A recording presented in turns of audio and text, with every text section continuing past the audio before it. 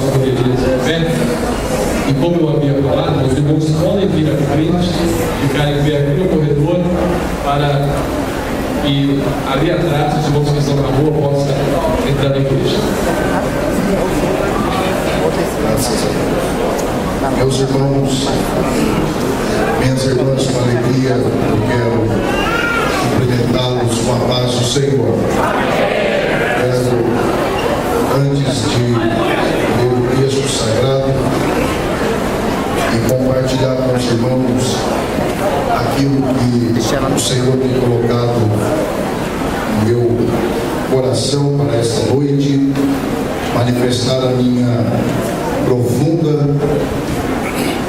e sincera gratidão a Deus pela oportunidade de retornar a esta amada e abençoada igreja do setor de Itaquaquecetuba. Honrar a Deus pela vida e o ministério do pastor setorial, o pastor José Soares. Que Deus em Cristo o abençoe sempre, juntamente com sua família. Agradecer a Deus por todos que fazem parte desse ministério e destacar aqui a minha sincera gratidão a Deus pela vida do meu amigo pastor Renato, pelo convite, a confiança e o carinho.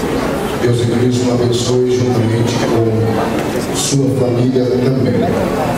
Rever aqui também nosso querido irmão Paulo Miro, Deus o abençoe. Por 2 anos pude atendê-lo também nesse trabalho e é uma alegria revê-lo. Também está acompanhado do meu amigo pastor Dirley Rangel, meu irmão pastor Lucas, e rever nosso amigo pregador do Evangelho, nosso irmão David. É uma alegria muito grande. Quantos aqui de verdade querem continuar ouvindo Deus falar, digam amém. Eu vou fazer uma outra pergunta, porque se faz necessário. Quem aqui quer ouvir exatamente aquilo que o Senhor tem para falar conosco? Diga glória a Deus. Eu confesso aos irmãos e o Senhor tem me dado uma direção para esta noite, e eu quero seguir essa direção.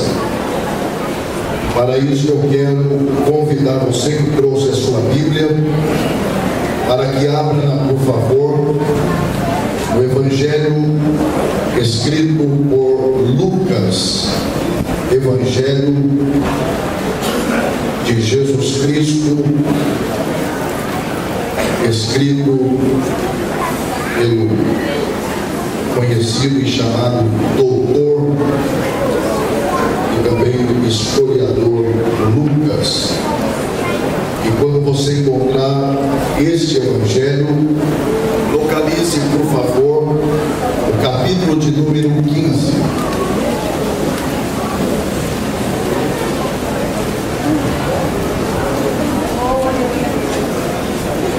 Quando você localiza este capítulo, quem aqui ainda tem motivos para dizer aleluia? Graças a Deus. Lucas, capítulo de número 15. Se você encontrou este capítulo, localize agora, por favor, o versículo de número 11. E nós queremos dividir a leitura em 2 partes. A primeira, do versículo 11 ao versículo 14.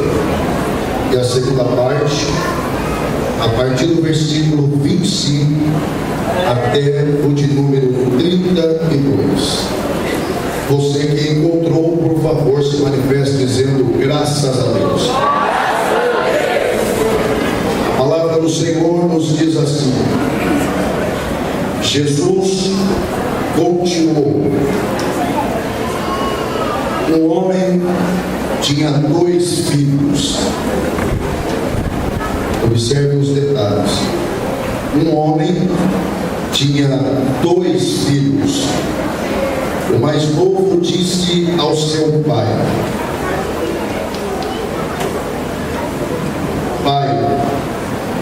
quero a minha parte da herança. Assim, ele repartiu sua propriedade entre eles. Não muito tempo depois, o filho mais novo reuniu tudo o que tinha e foi para uma região distante, e lá desperdiçou os seus bens, vivendo irresponsavelmente. Depois de ter gastado tudo, houve uma grande fome em toda aquela região, e ele começou a passar necessidade. Localize agora, por favor, o versículo de número 25. Enquanto isso, o filho mais velho estava no campo. Quando se aproximou da casa, ouviu a música e a dança. Então chamou um dos servos e perguntou-lhe o que estava acontecendo. Este lhe respondeu: seu irmão voltou, e seu pai matou o novilho gordo, porque o recebeu de volta são e salvo. O filho mais velho encheu-se de ira e não quis entrar. Então seu pai saiu e insistiu com ele. Mas ele respondeu ao seu pai: olha, todos esses anos tenho trabalhado como um escravo ao teu serviço e nunca desobedeci às tuas ordens. Mas tu nunca me deste nenhum cabrito para eu festejar com os meus amigos. Mas quando volta para casa esse teu filho, que esbanjou os teus bens com as prostitutas, matas o novilho gordo para ele. Disse o pai: meu filho, você está sempre comigo, e tudo que eu tenho é seu. Mas nós tínhamos que celebrar a volta deste seu irmão e alegrar-nos, porque ele estava morto e voltou à vida, estava perdido e foi achado. Graças a Deus, queria ter crente que dá glória a Deus pela leitura. Os que podem tomar assento, faça isso, e que Deus, por graça, mais uma vez, abençoe a exposição de sua palavra. Nos próximos minutos, quem está me ouvindo e olhando só para cá, diga amém. Amém. Nos próximos minutos eu quero contar com o máximo da sua atenção, porque eu não tenho dúvida de que o Senhor nos reuniu aqui nesta noite para tratar conosco a respeito da sua palavra. É verdade que nós estamos frente a uma das histórias, e por que não dizer, a uma das parábolas mais conhecidas que Jesus contou durante o seu ministério terreno. Aliás, eu poderia dizer que esta parábola ou esta história pode ser, sem nenhum problema, chamada de uma das parábolas clássicas da Bíblia. E quando eu me refiro a uma destas parábolas clássicas, eu estou me referindo a uma daquelas parábolas mais conhecidas, a uma daquelas parábolas mais apreciadas, a uma daquelas parábolas que nós mais somos familiarizados. Quem nunca ouviu ou quem nunca leu a respeito da parábola que nós a chamamos de a parábola do filho pródigo? No entanto, nos próximos minutos, é claro, os interessados à palavra, eu quero chamar a sua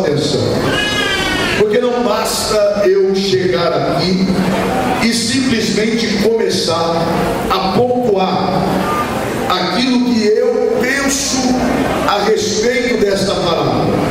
Por mais que se trate de uma parábola conhecida, por mais que se trate de uma parábola que nós julgamos dominar o seu significado, é indispensável que tenhamos alguns cuidados, se é que queremos ser fiéis à interpretação desta parábola. Dentre esses cuidados, é necessário que nós compreendamos, e quem está me ouvindo diga amém. Amém. É necessário que nós compreendamos por que Jesus contava parábolas.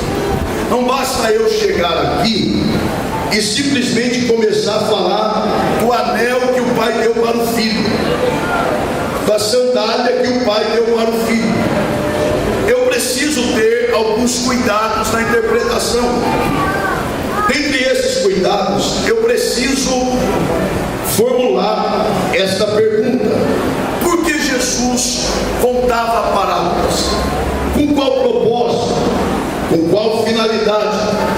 Com quais objetivos Jesus, sendo quem Ele é, tendo todas as qualidades que tinha, por que Ele contava exatamente parábolas? Histórias do cotidiano. Quando Jesus contava parábolas, Jesus tinha pelo menos 4 objetivos. O primeiro é que Jesus queria simplificar a mensagem. Para ser mais exato, se eu fosse você, eu olharia para cá. Para ser mais exato, Jesus, quando contava uma parábola, Jesus estava decodificando, tornando a mensagem acessível. Até porque Jesus estava tratando de questões espirituais. Jesus estava tratando de princípios eternos. Aliás, jovens, olhem para cá. Aliás, não somente isso, mas você deve considerar também que não só Jesus tratava de princípios eternos e de assuntos espirituais, mas você tem que considerar quem é Jesus. Porque quando Jesus pregava, Ele não pregava do que Ele aprendeu de outra pessoa. Quando Jesus pregava, Ele não pregava do que Ele ouviu de alguém. Quando Jesus pregava, Ele pregava exatamente daquilo que era Ele próprio.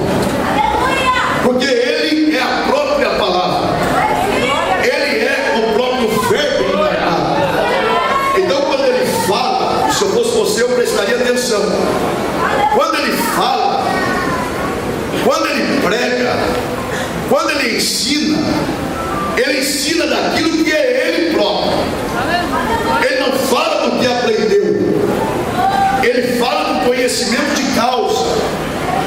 Ele fala na essência, na parte da questão central. Não é à toa que quando Jesus tinha 12 anos de idade, quando ele tinha 12 anos de idade, Jesus deixou os doutores da lei admirados, boquiabertos, extasiados. Como é que pode um garoto de 12 anos de idade falar com tamanho conhecimento, falar com tamanha autoridade? Mas por quê? Porque já com 12 anos ele não falava daquilo que aprendeu dos pais, ele falava daquilo que ele sabia desde sempre. Agora imagine, para vocês que estão atentos, é claro, imagine Jesus tem que transmitir uma mensagem eterna, espiritual, e uma mensagem que ele conhece na essência, e ele tem que transmitir essa mensagem a meros mortais, homens limitados, homens imperfeitos. O que é que ele faz?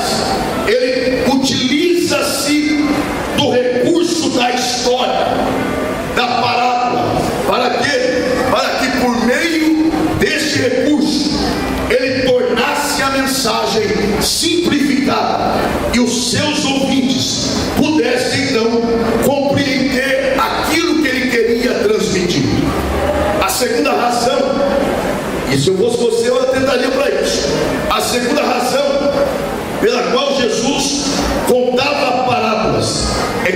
Jesus o fazia para despertar nas pessoas a sensibilidade de uma criança. Porque pensem comigo, quem é que gosta de ouvir histórias? Eu agora tenho 2 filhas pequenas e eu sei o poder de contar uma história para uma criança. Então, no geral, quem geralmente gosta de ouvir historinha? Crianças. Quando Jesus dizia, vou contar uma história, o que Jesus estava fazendo? Jesus estava despertando nas pessoas a simplicidade e a sensibilidade de uma criança. E aí ele já cumpriu o terceiro propósito, que era qual? O de selecionar, de peneirar o seu público.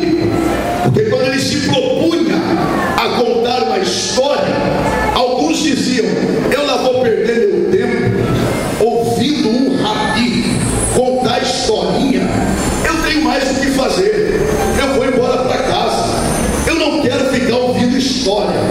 E parte do seu público ir embora. E aí ficavam quem? Gente, olhe para cá. Quem é que ficava para ouvir a história? 2 grupos de pessoas. Primeiro, aqueles que queriam pegar Jesus em algum erro, aqueles que o perseguiam. E o segundo grupo, aqueles que de fato queriam aprender com Jesus. Então, quando ele conta a história, não se preocupe que nós vamos chegar lá. Quando Jesus contava a história, ele também selecionava o seu público. O quarto e último propósito pelo qual Jesus contava parábolas era para dar ao seu público a oportunidade de refletirem e tirarem suas próprias conclusões a respeito de si mesmos. Porque Jesus, observe isso aqui, Jesus, ele nunca acusou ninguém. Jesus nunca apontou o defeito de ninguém. Jesus nunca condenou ninguém. Aliás, é a própria Bíblia que diz que ele não veio para condenar o mundo, mas ele veio para salvar o mundo. Alguns ainda dão glória a Deus por essas coisas, né? Mas deixa eu repetir para ver se alguém se alegra com essa mensagem ainda. Jesus não veio para condenar o mundo. Jesus veio para que o mundo fosse salvo por ele. Aleluia. É simples, mas é verdade. Agora, observe então que Jesus nunca condenou, nunca acusou, nunca apontou o defeito de ninguém. Então, quando Jesus contava a parábola, pastor Renato, o que Jesus estava fazendo? Jesus estava dando aos seus ouvintes a oportunidade de, ouvindo a história, eles mesmos se enquadrarem dentro dela e dizerem, nessa história eu sou esta personagem. Sendo essa personagem, eu estou errado aqui, ali, e eu preciso mudar nessas áreas. Então, quando Jesus contava a parábola, ele envolvia as pessoas na própria história. Quem está me entendendo, diga amém. Eu tenho que entender isso antes de aplicar essa parábola. Outro detalhe que eu preciso ter, olhe para cá, jovens. Outro detalhe que precisamos ter na interpretação dessa parábola é que Jesus nunca contou parábola por contar. Jesus nunca fez assim, senta aí que eu vou contar uma historinha para vocês. Não, todas as parábolas de Jesus foram contadas a partir de 2 situações. Primeira, a partir de alguma pergunta. Segunda, a partir de algum acontecimento no cenário, a partir do contexto. Quer ver que o que eu estou falando é verdade? Para você que está atento, é claro. Lembra daquela parábola que nós chamamos de a parábola do semeador? Que na verdade ali não é parábola do O que está ali é na epígrafe do texto, a parábola do semeador. Mas aquilo ali não é Bíblia, aquilo ali é a frase do tradutor. É o que o tradutor entendeu na parábola. Bíblia é o que está nos versos. Mas ali não é a parábola do semeador, porque o semeador só aparece ali 2 vezes. E o que a parábola diz? O semeador saiu a semear, e semeando, ele fala de um semeador, de um tipo de semente e de 4 tipos de solos: beira do caminho, espinhoso, pedregoso e boa terra. Percebam que são 3 solos ruins e só um que é bom. Do que Jesus está falando? Ele não está falando da semente, ele não está falando do semeador, ele está falando dos solos. E por que, gente, não pega isso aqui não. E por que ele fala de 4 tipos de solos? Você tem que ler o que vem antes. E o que é que vem antes?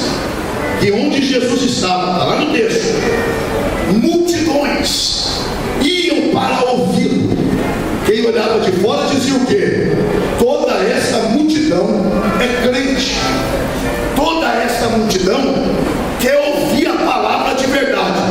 Jesus, conhecendo os corações, Jesus não acusou, ele só contou uma parábola. E ele deixou claro o seguinte: que embora a multidão era grande, mas nem todos estavam com o verdadeiro propósito. E só um tipo de solo era bom. O que é que Jesus quer dizer? Não é porque tem muita gente que todos têm um propósito certo. Eu não vou pedir para agora, porque aí é uma questão de você achar que deve. Eu perguntei se você queria ouvir o que Deus vai falar. Louvado seja o nome do Senhor. Quem está me entendendo até aqui, diga amém. Não se preocupe que nós vamos chegar lá. Aí, se eu quero entender a parábola que nós chamamos de a parábola do filho pródigo, eu tenho que considerar por que Jesus está contando e para quem. Senão isso aqui vai ser só uma historinha. Eu vou esperar vocês me olharem. Vai ser só uma historinha que pregador fala de anel, fala de roupa e bezerro cevado e festa na casa. Mas Jesus, olhe para cá, não adianta que eu vou chamar mesmo. Eu não vim agitar ninguém aqui não. Eu vim pregar o evangelho, eu quero que vocês entendam. Jesus não está nem preocupado com o anel. Então, por que Jesus conta esta parábola? E para quem? Leia os versículos 1 e 2, que é o cenário, é o contexto. E olha o que diz: todos os publicanos e pecadores, que lindo, hein? Estavam se reunindo para ouvi-lo. Olha o problema agora. Mas os fariseus e os escribas criticavam, dizendo: este homem recebe pecadores e come com eles. Aqui está o problema. Jesus sabendo, olhe para cá, não desvia o olhar não. Jesus sabendo da crítica daqueles homens, porque ele comia e conversava com pecadores dentro da visão dos fariseus, o que é que Jesus faz? Jesus não chama para o debate, Jesus não chama para discussão, Jesus não entra no campo da discórdia, não. Jesus simplesmente diz: senta que lá vem a história. Aleluia! Aí ele, quem está acompanhando de verdade, diga amém. Aí ele vai contar, e ele vai contar uma parábola dividida em 3 partes. Como assim? Porque o capítulo 15 não é um capítulo de 3 parábolas: da ovelha, da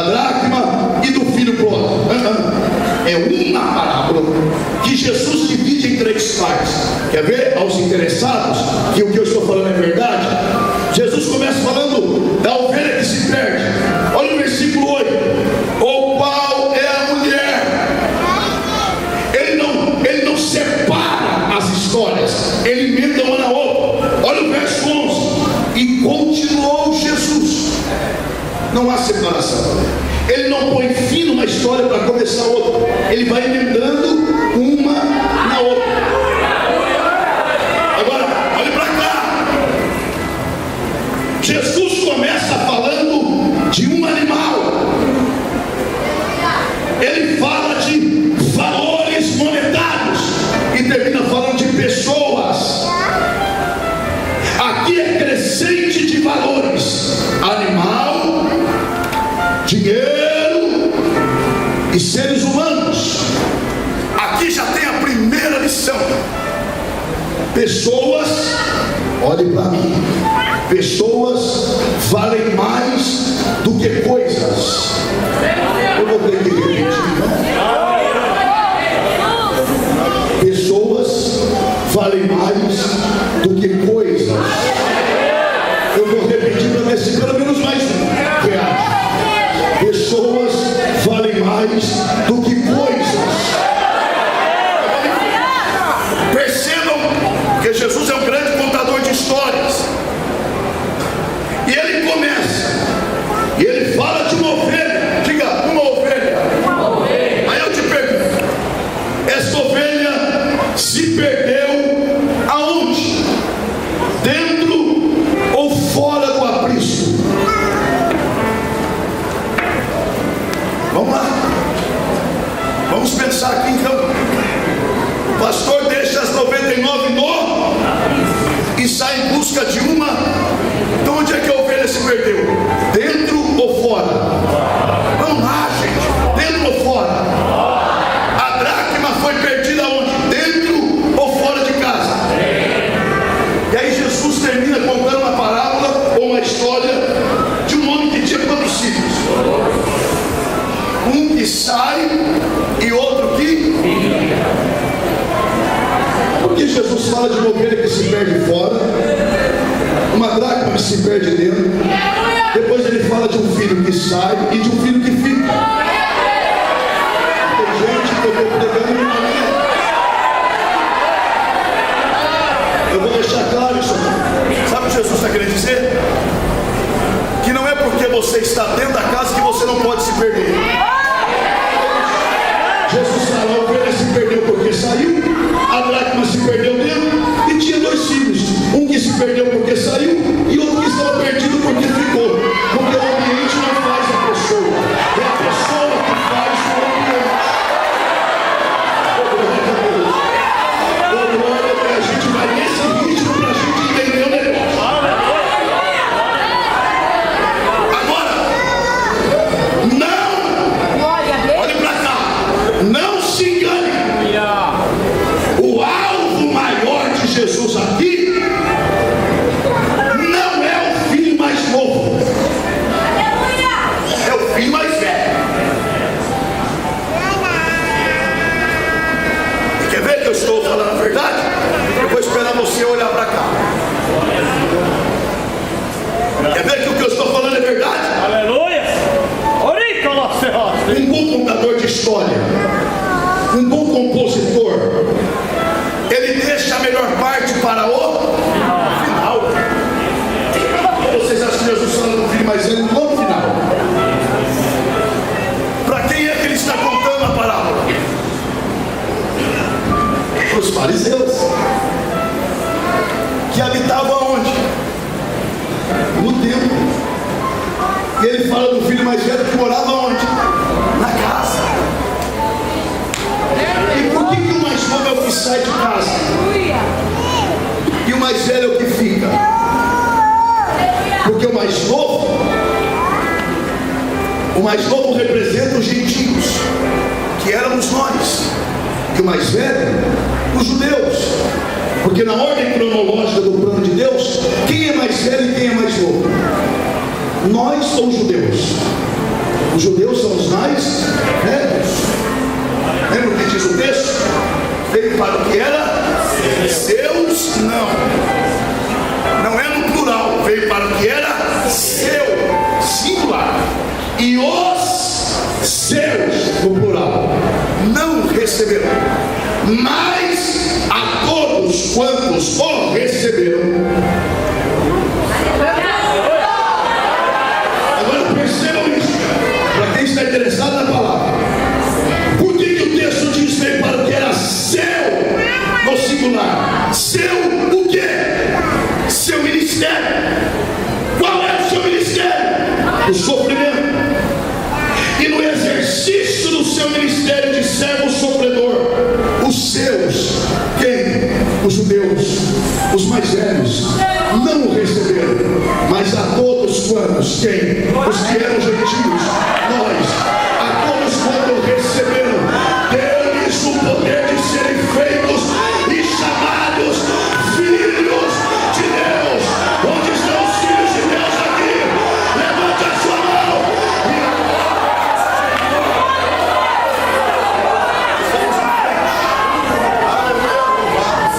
Então Jesus está falando. E o alvo, olha para cá. E o alvo maior é o filho mais velho. Só que você não pode perder, porque essas coisas custam caro. Olhe bem para cá. Pastor, e com todo respeito me dirijo ao senhor, por que será que a maioria dos crentes só gosta de ler a parte do filho mais novo? E o pregador pega e fala do anel, anel fala de autoridade. Jesus não está nem aí com o negócio de autoridade aqui. E as alparcas, irmão, isso aqui é detalhe.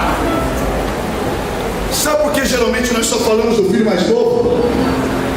Porque quando falamos do filho mais novo, a gente fala de quem saiu da igreja. Mas quando a gente fala do filho mais velho, a gente se compromete. E é muito mais fácil falar dos outros do que reconhecer a nós mesmos.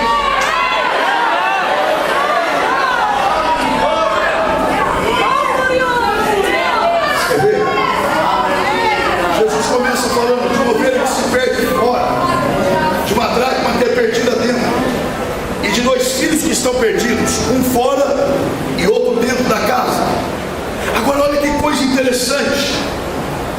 O pastor foi atrás da ovelha, sim ou não?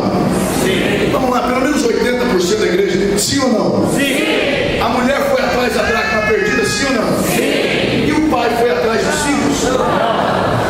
Por quê? Por que o pastor vai atrás da ovelha? A mulher vai atrás da dracma. E o pai não vai atrás do filho que foi embora, e nem do filho que está no campo. Por quê? Porque a ovelha, e eu vou esperar você olhar para cá. Pode me chamar de chato, mas eu vou chamar você mesmo. A ovelha se perdeu por inocência. A dracma foi perdida por negligência. E os filhos se perderam porque quiseram. E aqui está o princípio espiritual. Os pés que te levaram para longe do Pai são os mesmos pés que têm que te trazer para perto. Decide ir, então decida voltar. Oh, glória a Deus. Levante as suas mãos aos céus, porque aqui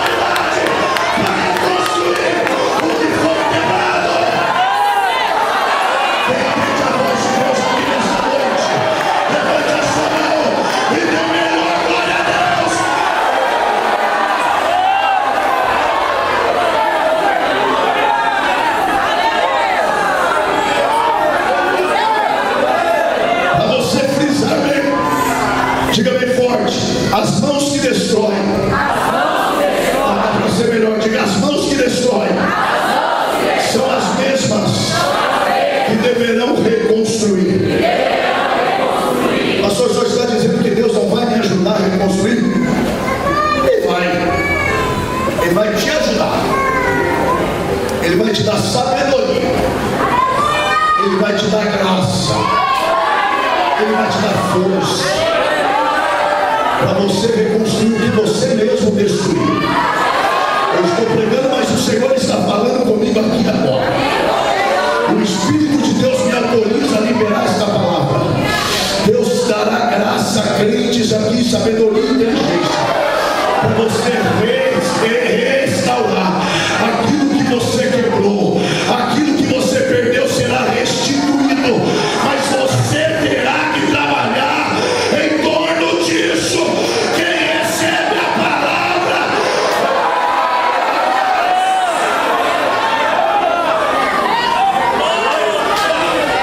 quando Jesus, deixa eu adiantar, eu quero chegar. Quem está me ouvindo, diga amém. Quando Jesus conta esta parábola, Jesus quer deixar algumas coisas claras. Primeiro, Ele quer mostrar o que Deus pensa dos pecadores. Segundo, Ele quer mostrar o que Deus espera dos pecadores.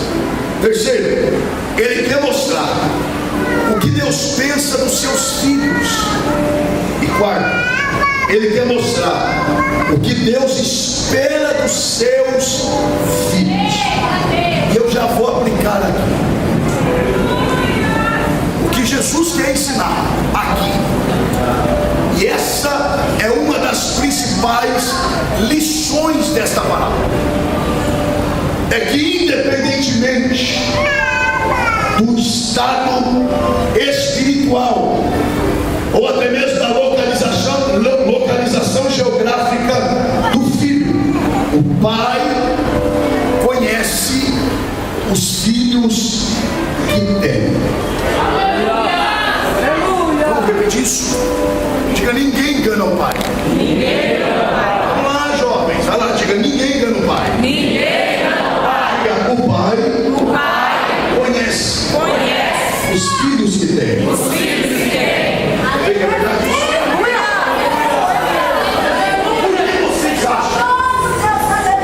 Por que vocês acham que na história que Jesus conta, quando o filho mais novo está voltando para casa, o pai é colocado numa posição que dá para ver quem está chegando?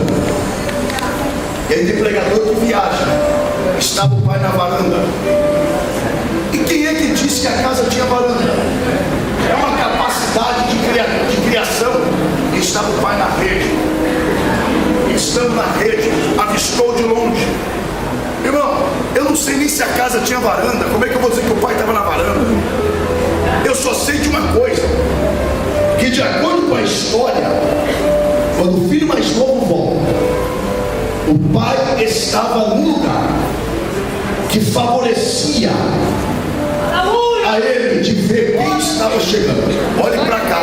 A pergunta aqui é: por que Jesus coloca o pai exatamente na hora que o filho está voltando, num lugar que dá para ver quem está chegando? Por quê? Para deixar uma lição: que todos os dias, naquela hora, o pai ia para aquele lugar para esperar a volta do filho. E no original, sabe qual é a posição que o pai estava? Assim, ó, na ponta do pé. Já viu quando você quer ver alguma coisa que está um pouco distante e você levanta o pé, os pés, e você acha que favorece, e ainda faz assim, ó. É assim que o pai está. A minha pergunta é: por que o pai todos os dias ia para lá para esperar o filho? Porque ele sabia que o filho ia. Ele sabia que o filho ia voltar. Por quê? Porque conhecia o filho que tinha. Eu sei que ele. Eu sei que ele toma decisões precipitadas. Eu sei que as suas decisões são tomadas nas emoções da vida e do momento. Mas eu também sei que quando a coisa apertar, onde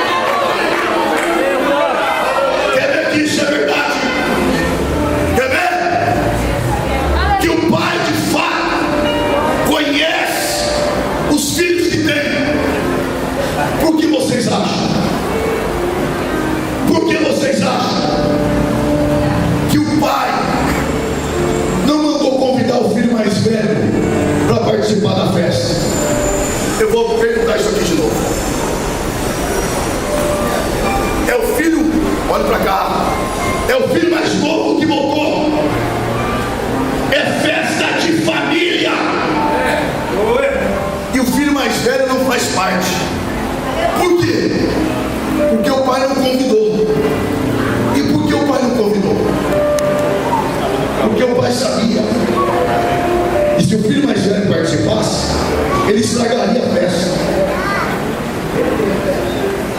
Então deixa de fora, porque eu prefiro ele de fora do que estragar esse momento tão especial.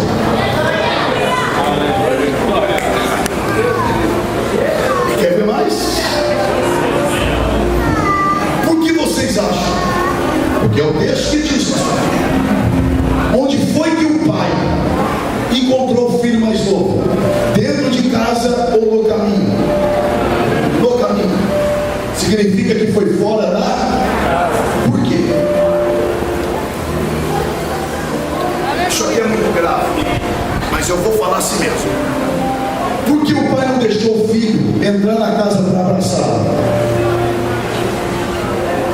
Porque o pai conhece o ambiente da casa. Aleluia. E ele sabia que se o primeiro contato do filho mais novo fosse com o ambiente da casa, ele poderia se decepcionar e ir embora de novo. Sabe o que ele faz? Antes de vir habitar de novo na casa, eu vou no caminho abraçá-lo, beijá-lo, porque o meu abraço e o meu beijo vai prepará-lo para lidar com qualquer problema dentro da casa. Eu não vou repetir isso.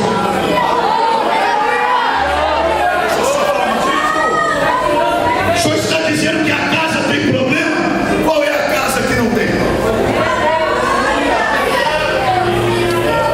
Quem é que mora em alguma casa aqui? Vocês não moram em casa, não? Vocês moram onde? Quem é que mora em alguma casa aqui? Tem gente que nem assim, vai lá. Mora. Sua casa tem problema? Mas você trocaria sua casa ou sua família por outra? Porque embora a casa tenha problema, o melhor lugar de se estar ainda é na nossa casa. Tem gente que não entendeu, então eu vou falar. A igreja, com todos os problemas dela, o melhor lugar para se estar ainda é nela.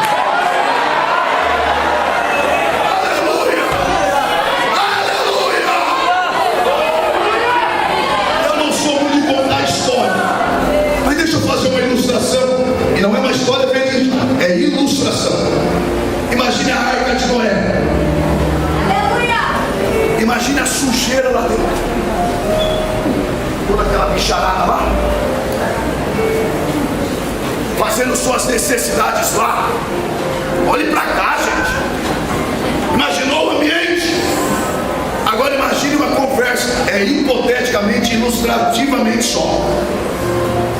Imagine o hipopótamo pacificador conversando com o rinoceronte murmurador. O rinoceronte chega para o hipopótamo e diz: eu não aguento mais esse lugar. Pense no fedor. Pense num lugar ruim. Aí o hipopótamo pacificador diz assim: é verdade, o negócio está feio. Vai embora. É o rinoceronte. É verdade, foi embora. Então a porta está ali, vai lá. Quando ele vai, ele dá uma olhadinha pela janela, só água e gente boiando, morta. Aí ele volta e diz assim: mas lá fora só tem morte. Então escolha. O que você prefere? Sair da arca e morrer, ou com todos os problemas ficar na arca? Eu vou ficar na arca. Qual a igreja reclamar? Me ajuda a limpar a sujeira, vai. Vamos limpar. Meu irmão, com todos os problemas que tenha na igreja, aqui ainda é lugar de salvação, de vida. Quem entende a voz de Deus,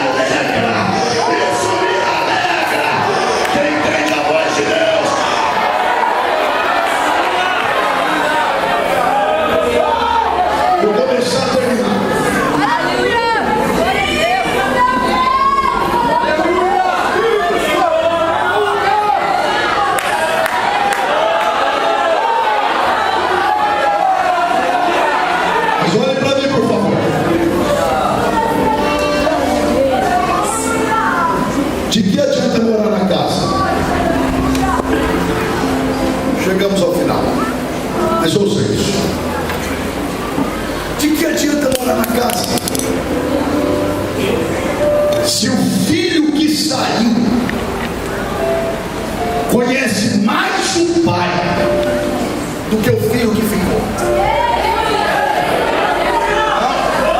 Não está na Bíblia? Lê para você ver, senão. O filho mais novo, quando começou a passar necessidade, qual foi o testemunho dele sobre o pai? Na casa do meu pai, até os seus jornaleiros come pão com fartura. O que ele está dizendo que o pai é? Bom e justo. Olha o filho mais velho, o sertão da turma, o correto, o cumpridor da regra, o que vestia a roupa certa, chegava na hora. E não olha para o lado para conversar agora não. Tem gente que nessa hora, pois é, né? Que coisa tremenda. Não olhe para cá. O filho mais velho, o certinho da turma, quando soube o que o pai tinha dado para o filho mais novo, o que foi que ele disse para o pai? Não é os outros que falam dele, é ele mesmo que fala. Eu nunca transgredi uma lei tua. Já ele gastou seus bens com meretriz. Eu fico me perguntando, quem foi que disse para ele que ele gastou com meretriz? O texto não disse, já estava na cabeça dele. Porque onde é que o texto diz que ele gastou dinheiro com prostituta? O texto diz que ele gastou dissolutamente. E é isso que significa ser pródigo. Porque pródigo não é o que vai embora. Pródigo é o que gasta sem responsabilidade. Mas ele já disse, gastou com prostituta. Olhe para cá, por favor. Olhe para cá. Que tem gente que acha que pecar é só de ordem sexual. Tem gente que acha que pecar é só adultério e fornicação. Mas ele acha que falar mal do outro não é pecado. E acha, eu não estou aqui para doutrinar, eu estou aqui para pregar o evangelho. Ele acha que vestir roupa indecente não é pecado. Deixa. Se ele me desejar, o problema é dele. O problema dele não, o problema é seu também. Diminuiu o glória a Deus, mas é por aí mesmo. Isso é pecado de lascívia. Eu vou esperar você me olhar. Sabe o que é lascívia? E não é só menina não. Tem uns rapazinhos aí também. Tem de bom.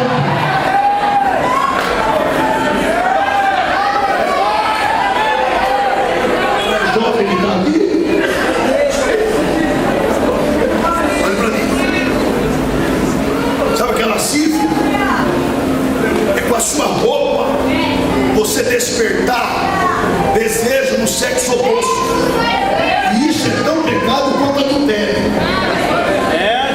Não! Mas eu não visto para os outros, eu visto para o meu marido. Então desfila na sua casa para ele.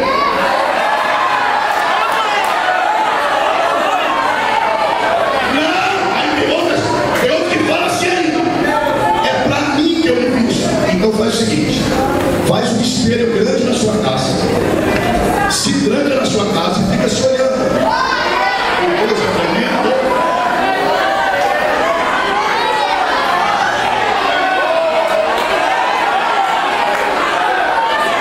Eu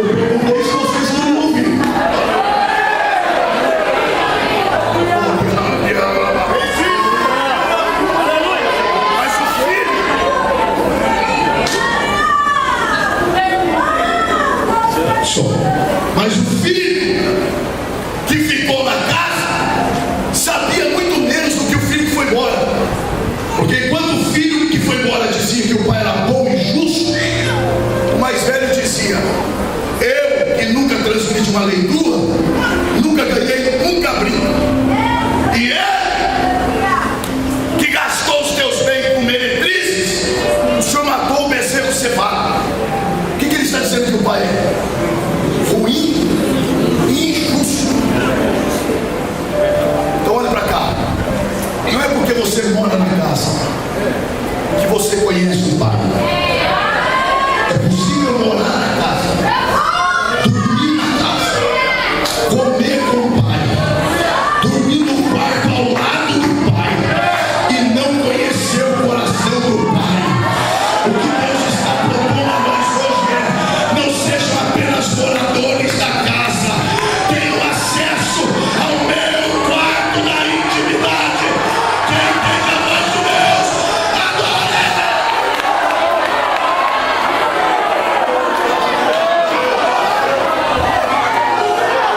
Deixa eu adiantar. De que adianta morar na casa se você não conhece a agenda do pai? Pastor, não está na Bíblia. Está na Bíblia. E pior é que o servo conhecia mais a agenda do pai do que o filho. Porque o filho chega, ouve barulho de danças e músicas e pergunta para quem? Para o servo. E lembra o que Jesus falou? Já não vos tenho chamado de servos, porque o servo não sabe o que o seu Senhor faz, mas tem nos chamado de amigos, porque tem nos dito tudo quanto tem ouvido do meu pai. Mas aqui o filho está tão mal que até o servo sabe mais do que ele. Ele perguntou: o que está acontecendo na casa? Qual é a agenda do meu pai que eu não estou sabendo? E o servo diz: eu sei mais que você. Está tendo festa na casa. De que adianta morar na igreja? De que adianta cantar no grupo? Você pensa que engana a si mesmo? De que adianta ser bebedor de ceia, comedor de pão de ceia, mas não saber exatamente qual é a agenda de Deus, qual é o plano de Deus, o que Deus está preparando para essa cidade?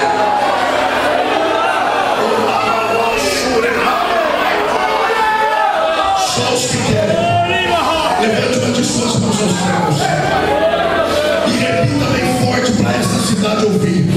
Diga bem forte: o interesse de Deus é revelar a mim a sua agenda.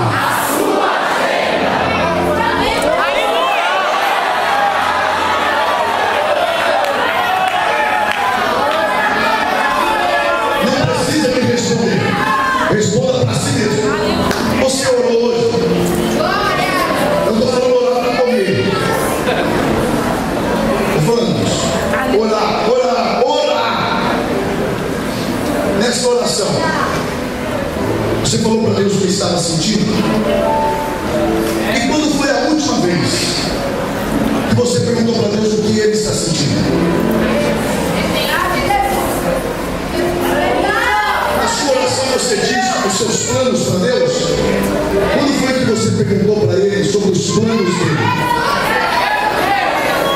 Você apresenta a sua agenda para Deus? Quando foi que você perguntou: Senhor, qual é a tua agenda para mim? Aliás, aos interessados, é claro. Você conhece o plano de Deus para essa cidade? Você sabe o que Deus está fazendo exatamente agora por esta cidade? Você sabe onde Deus está trabalhando exatamente agora em algum ponto dessa cidade?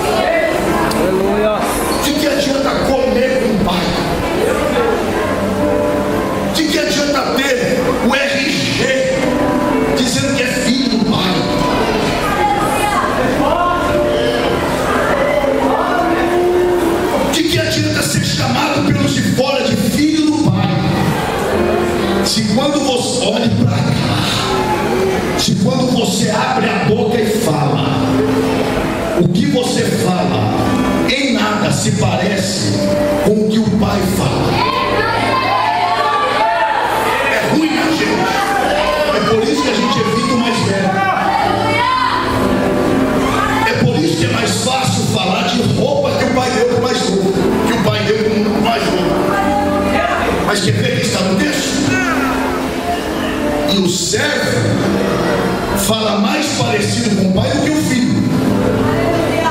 Porque o mais velho pergunta: o que está acontecendo? E o servo diz o quê? O servo diz: é que o teu irmão, olha só, o teu irmão.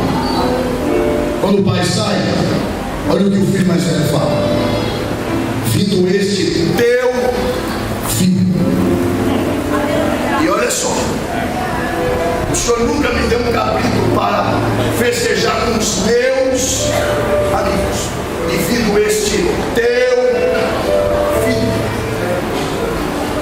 chama os amigos de meus, mas não tem condições de dizer que o seu irmão é meu, só diz que é seu. Só que olha para cá. Só que quando o pai fala, uma das primeiras coisas que o pai diz é: tudo que é meu é teu, inclusive o meu filho. Não é só Deus. O meu filho é teu irmão. Ele diz: vindo este teu irmão. Porque para mim chamar de pai, tem que ter condições de chamar o meu filho de irmão.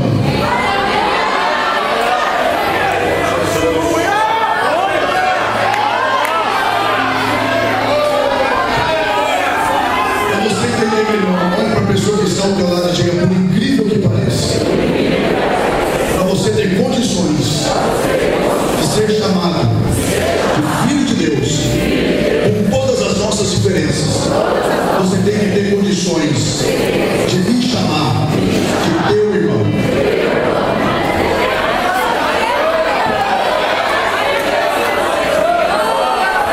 que Jesus está querendo ensinar aqui é isso. Filho que é filho, quando abre a boca, as pessoas até confundem. Mas quem está falando? É o pai ou é o filho? Aleluia! Aleluia! O Espírito de Deus está tratando conosco e Ele quer nivelar aquilo que sai da nossa boca com aquilo que sai da boca do Pai. Quem deseja isso, se coloque em pé, adorando ao Senhor.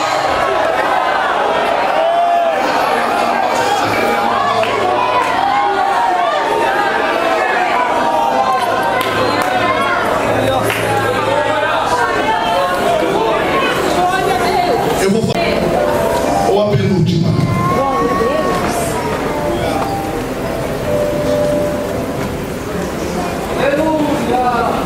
O que é que o texto diz?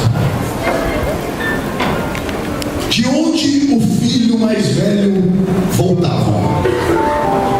Diga: do campo. Vou perguntar de novo, vai lá.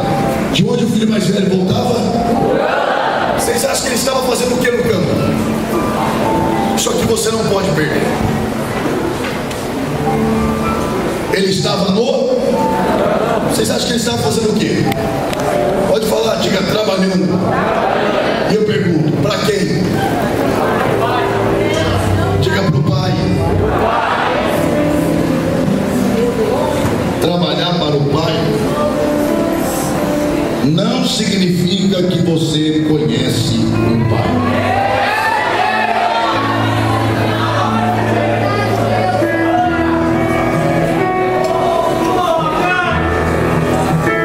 E vocês sabiam que se nós não tomarmos cuidado, o trabalho que prestamos ao pai é exatamente ele que pode nos afastar dele. Porque o filho era bom de tranco, era bom de braço, mas era péssimo para fazer festa com a vitória dos outros. Era bom de braço e horrível de coração. De que adianta trabalhar para o pai se na hora do pai fazer festa ele te deixa de fora? E quem é pior? O que gasta o que tem de qualquer jeito, ou que nem sabe sabe o que se tem. Para mim é tudo igual. Porque um não valoriza o que tem, gastando, e o outro não valoriza, desejando conhecer o que tem. Agora, qual era o maior problema do filho mais velho? Não era o irmão, não era o que o pai deu para o irmão. Que eu te pergunto, o que é um anel para um pai rico? Nada. O que é uma roupa nova para um pai rico? O que é um calçado para um pai rico? E o que é um bezerro cevado para um pai que tem milhares? Você acha que o filho mais velho estava sem calçado? Sem anel? Sem roupa boa? E não tinha direito a um bezerro? Então do que ele está reclamando? Se o que o irmão tinha, ele também tinha. Sabe qual era o problema dele? Não era o outro. O problema dele era ele mesmo.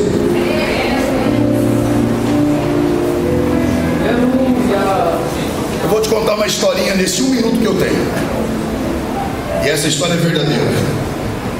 Há 15 dias atrás, a minha filha mais velha, de 2 anos e 10 meses, a Sofia, pegou a caixa de brinquedo dela e virou tudo. E eu vi ela vendo. E ela viu que eu vi. Eu falei, você vai arrumar. Ela, não vou. Eu falei, ah, você vai. Ah, mas vai. Ela me olhou e falou assim, não vou porque não fui eu que derrubei. Eu falei, o quê? Agora é que você vai. Tranquei a porta do quarto por dentro. Eu falei, vai arrumar. Não vai arrumar. Primeiro confessa. Quem é que derrubou? Não sei. Vai descobrir já. Já arranquei a cinta. Pode me denunciar. A filha é minha. Tá? Arranquei a cinta. Aí ela começou a gaguejar. Quem é que derrubou? Fui eu. Falei, você reconhece que foi você? Reconheço, papai. Falei, então vem cá que agora o papai vai te ajudar a arrumar o que você desarrumou. Porque você reconheceu o seu erro. A única coisa que o pai espera de você é que você reconheça que o teu problema não é ninguém na sua casa. O problema é você mesmo. E aquilo que você fez de errado, quando você reconhecer, Deus como Pai dirá, já que você reconheceu, vem cá que eu vou te ajudar a colocar no lugar aquilo que você tinha. Glória a Deus. Que pena que nem todo crente entende o que Deus está falando. Mas o que Deus está dizendo é, eu estou te dando a chave na porta do quarto da intimidade. Eu não quero moradores na casa. Eu quero filhos que me conheçam. Filhos que me conheçam. Quando vocês vejam isso aqui, levante a mão e adora.